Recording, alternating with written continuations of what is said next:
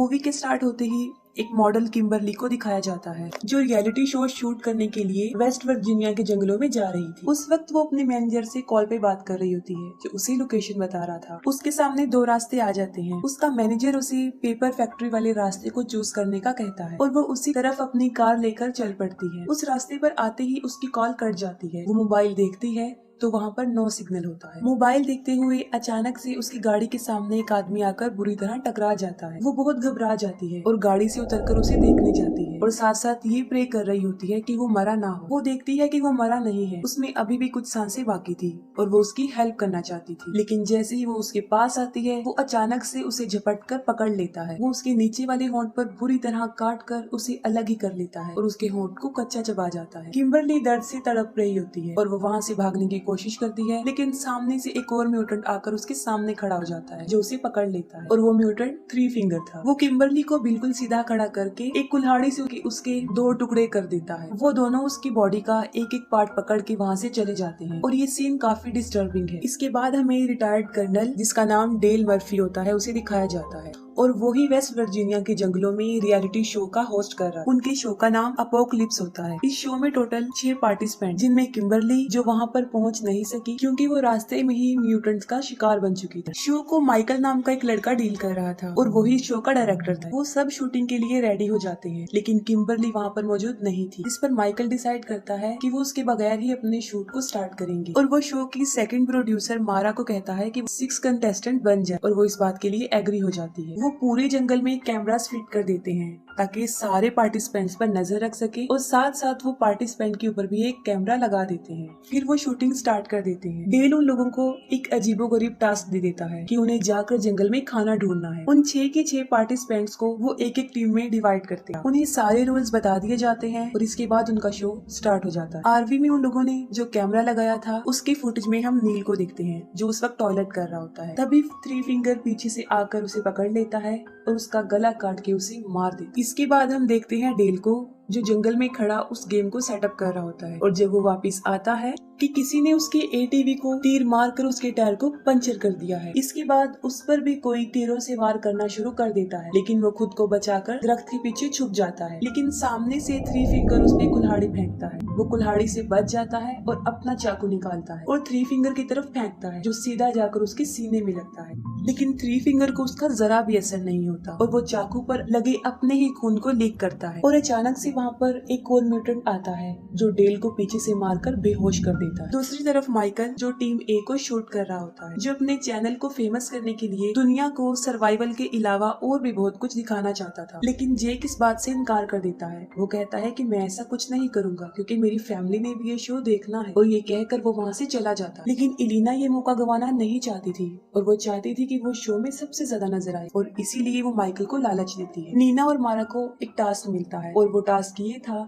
कि उन्हें रिवर के पास जाकर अपना वो टास्क कंप्लीट करना था। वो तेजी से भागकर रिवर के पास आ जाती है और मारा उस टास्क को पूरा करने के लिए आगे बढ़ती है और देखते ही देखते वो टास्क को कंप्लीट कर लेती है। लेकिन साथ में वो माइकल और इलीना को भी देख लेती है जिससे वो काफी डिसहार्ट होती है क्योंकि ये सब कुछ वो माइकल के लिए ही कर रही होती है। वो काफी दुखी हो जाती है जिस पर नीना उसे बहुत समझाती है। एम्बर और जोन्सी को जंगल में एक बारबेक्यू नजर आता है और वो समझते हैं कि शायद यही उनका टास्क है और वो कपड़े की मदद से उसे वहाँ से उठाकर ले जाते हैं। मारा उस जगह को छोड़ना चाहती थी और वो चलते चलते एक घर के सामने आ जाती है। वो घर के अंदर घुस जाती है ताकि वहाँ से वो फोन ढूंढ सके। उस घर में उन्हें डी फार्म लोगों की पिक्चर भी नजर आती है जिसमें टोटल 4 लोग होते हैं। 4 लोग पा, माँ, ब्रदर और सिस्टर जो कि बहुत खतरनाक म्यूटेंट्स थे। अभी वो पिक्चर्स देख ही रही होती है कि वहाँ पर कोई चिल्लाते हुए अंदर आ जाता है और वो दोनों छुपकर देखने लगती है और वहाँ पर माँ और सिस्टर होते हैं। माँ को डिलीवरी पेन हो रहा था। सिस्टर उसे टेबल पर लिटा देती है और वहीं पर वो एक बच्चे को पैदा कर। वो बच्चा बहुत ही ज्यादा खौफनाक था। नीना और मारा उस बच्चे को देख रही होती हैं। तभी सिस्टर की नजर उन पर पड़ जाती है। वो उन पर झपटने लगती है। तभी वो दोनों दरवाजा बंद कर देती हैं और एक बेड के सहारे से उस दरवाजे को मजबूती से बंद कर देती है। लेकिन बाहर से सिस्टर उस दरवाजे को तोड़ रही होती है और सारी विंडोज भी मजबूती से बंद होती है। वो काफी घबरा जाती है क्योंकि बचने का उनके पास कोई रास्ता नहीं होता। उन्हें कुछ समझ नहीं आ रहा होता कि अब क्या करें। तब मजबूरन उन्हें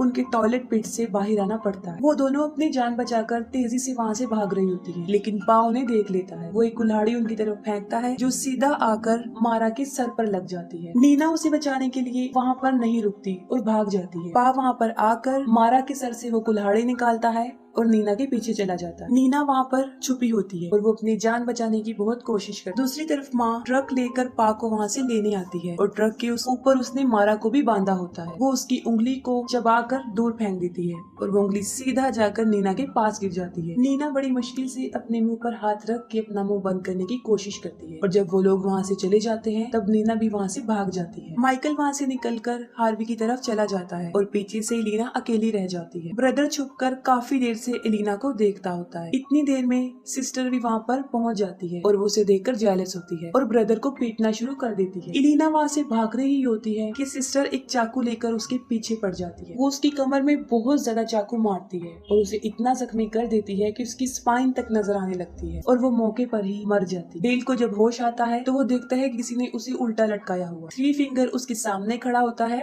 जो नील को काटकर डिनर की तैयारी कर रहा होता है। तभी पा और माँ वहाँ पर ट्रक लेकर पहुँच जाती है और वो मारा की डेड बॉडी को वहाँ पर रखकर चले जाते। थ्री फिंगर डेल को मारने ही वाला होता है, जिस पर डेल उसे जख्मी करके खुद को आजाद कर लेता है। डेल एक बहादुर सोल्जर होता है और वो बड़ी हिम्मत से थ्री फिंगर का मुकाबला करता है और लास्ट में वो थ्री फिंगर से गन छीनकर उसे ही गोली से उड़ा देता है। फिर माइकल हार्वी में आता है और वो सारे कैमरास को चेक कर रहा होता है तो अचानक से हार्वी खुद ब खुद चल पड़ती है। माइकल सोचता है कि शायद नील उसे चला रहा है, लेकिन उसे पा और माँ चला रहे होते हैं और वो माइकल को पकड़ लेते हैं और पा उसे मार मार के जख्मी कर देता है। दूसरी तरफ जेक, एम्बर और जोन्सी जो बड़े मजे से बारबेक्यू एंजॉय कर रहे होते हैं। नीना बहुत घबराई होती है और हाँफते हुए वो उन लोगों के पास पहुंच जाती है। वो सब कुछ उन लोगों को बता देती है और कहती है कि हमें यहाँ पर अब एक मिनट भी नहीं रुकना चाहिए, हमें यहाँ से चले जाना चाहिए। जोन्सी समझता है कि शायद ये भी शो में एक्टिंग का एक पार्ट है और वो एक्टिंग ही कर रही है। तब अचानक एम्बर की नजर उस बारबेक्यू पर पड़ती है जो वो खा रहे होते हैं। वो देखते हैं कि उसके ऊपर किम्बरली का टैटू बना हुआ है और वो समझ जाते हैं कि वो किम्बरली की टांग खा रहे होते हैं। ये देखकर वो वहाँ पर बिल्कुल भी नहीं स्टे करते और वहाँ से भाग जाते हैं। वो आरवी की तरफ आते हैं लेकिन वहाँ पर उन्हें कुछ भी नजर नहीं आता। तब वो डिसाइड करते हैं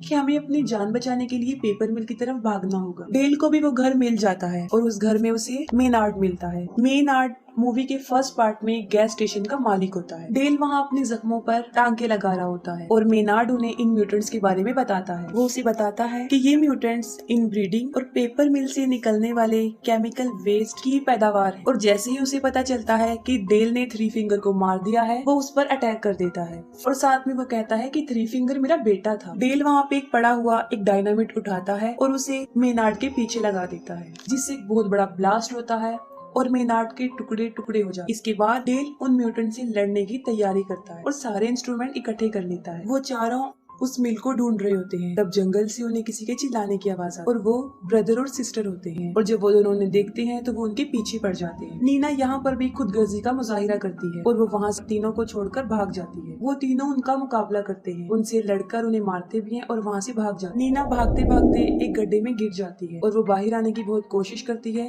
लेकिन अंदर ही फंस जाती है। नीना एक सेल्फिश लड़की होती है, वो सबको मुसीबत में छोड़कर भाग ही चुकी थी लेकिन फिर भी जैक उसे ढूंढने का फैसला करता है। वो एम्बर और जोन्सी को कहता है कि तुम दोनों मिल की तरफ चले जाओ, हम वहीं पर मिलेंगे और खुद वो नीना को ढूंढने चला जाता है। नीना की चीख सुनते हुए वो उसकी हेल्प के लिए भागता है। वो उसे ढूंढकर उसे बाहर निकालने में कामयाब हो जाता है लेकिन उसे बचाते हुए उसका शोल्डर डिसलोकेट हो जाता है। वहाँ पर उन्हें ट्रक की आवाज सुनाई देती है और वो वहाँ से भाग जाते हैं। भागते भागते वो ऐसी जगह पर पहुँच जाते हैं जो आखिरी किनारा होता है और उसके नीचे रिवर होता है। इतनी देर में सिस्टर भी वहाँ पर पहुँच जाती है और उन पर गोलियां चलाना शुरू कर देती है। उन लोगों के पास बचने का और कोई रास्ता नहीं होता और वो रिवर में ही कूद जाते हैं। एम्बर और जोन्सी भाग रहे होते हैं और जोन्सी एक ट्रैप में फंस जाता है। एम्बर उसे बचा रही होती है और वो खुद भी इस ट्रैप में फंस जाती है और इतनी देर में पा और ब्रदर भी वहाँ पर पहुँच जाते हैं। पा उन लोगों के ऊपर अभी निशाना बना ही रहा होता है तो वो ब्रदर को मौका देता है। ब्रदर एक ही तीर से उन पर वार करके उन्हें मार देता है। नीना और जैक बड़ी मुश्किल से मिल की तरफ पहुँच जाते हैं और वहाँ पर एक अलमारी में उन्हें एक स्केलेटन मिलता है जो एक छोटी बच्ची का होता है। नीना उसे देखकर बहुत डर जाती है और वो सोचती है कि शायद ये बच्ची भी इन म्यूटेंट से बचकर यहाँ पर छुपी थी और इन इंतजार करते करते वो वहीं पर ही मर गई। डर की वजह से नीना वहाँ से भागने लगती है, लेकिन जेक उसे पकड़ लेता है और कहता है कि जॉन्सी और एम्बर यहाँ पर आने वाले हैं, हमें उनका वेट करना चाहिए। वहाँ वो देखती हैं कि विक्टिम्स की बहुत ज्यादा गाड़ियां खड़ी हुई थी, जो तादाद में बहुत ही ज्यादा थी, और वहाँ पर उनकी आरवी भी खड़ी, जिसमें माइकल की मुसलसल चिल्लाने की आवाजें आ रही। वो दोनों उसे बचाने के लिए आगे बढ़ते हैं।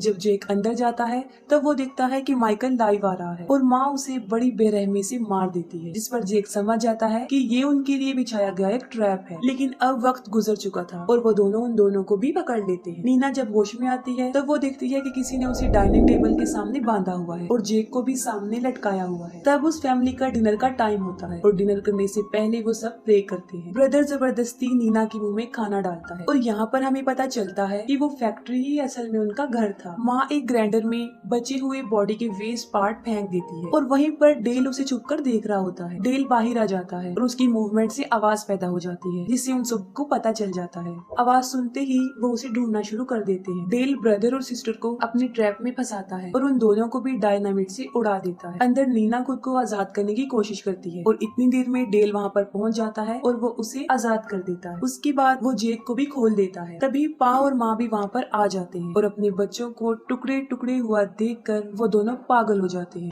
पा डेल के ऊपर कई बार तीर से वार करता है, लेकिन वो एक स्ट्रॉन्ग इंसान था। माँ उसकी तरफ एक तेज धार वाला हथियार फेंकती है जो उसकी गर्दन से लिपट जाता है और वो उसकी पूरी गर्दन काट देता है। उसे बहुत ज्यादा ब्लीडिंग होती है और मौके पर ही उसकी भी मौत हो जाती है। नीना बड़ी मुश्किल से उस मिल से बाहर आ जाती है, लेकिन गलती से जेक उस ग्राइंडर वाले रूम में चला जाता है। माँ और पा भी वहाँ पर पहुँच जाते हैं और जबरदस्ती उसे ग्राइंडर में फेंकने की कोशिश करते हैं। नीना को जेक की चीखें सुनाई देती हैं और अब वो उसकी हेल्प के लिए जाती है। वो पा की गर्दन पर बाइट करके उसका मांस उखाड़ देती है और जेक मारते हुए पा को ग्राइंडर में धकेलने की कोशिश करता है, जिससे उसका एक हाथ कट जाता है। एन वक्त पर माँ उसे ग्राइंडर से बाहर निकाल देती है। इतनी ही देर में नीना एक लीवर खींच देती है, जिससे लकड़ी का लोग वहाँ से मूव करता हुआ उन लोगों से टकरा जाता है और सीधा उन्हें ग्राइंडर में फेंक देता है, जिससे उनका कीमा कीमा बन जाता है। नीना और जेक एक कार में बैठकर वहाँ से चले जाते हैं। फिर लास्ट सीन में हमें दिखाया जाता है कि थ्री फिंगर अभी मरा नहीं होता, वो भी जिंदा होता है, जो कि डी फार्म बच्चे को फीड कर रहा होता है और वो भी मारा की फिंगर से। और इसके साथ ही मूवी एंड हो जाती है।